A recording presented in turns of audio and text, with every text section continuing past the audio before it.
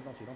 雄局表示，今年各项交通安全的推动，有关以机车、老大人甲少年族群作为事故防治重点。其中，去年1月到11月事故死亡人数有166位，其中老大人74位，已经占4/5的高比例。所以特别成立高龄事故防治小组。希望透过大数据的分析，要找出容易车祸的路段，来进行车道路型的检讨，或是号志的改善，卖下乡结合区里社区的力量来宣传。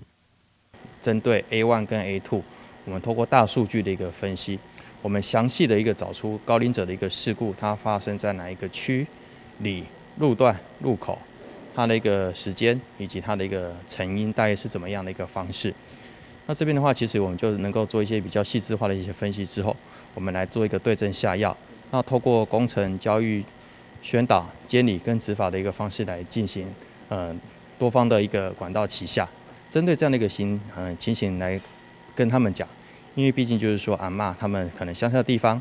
他们其实都会认识。那只要听到身边有人因为就是这样的一个事故形态发生的话，其实他们会比较有感觉。我们认为就是说这样的一个在地的一个直接说明的话，方式会更明确。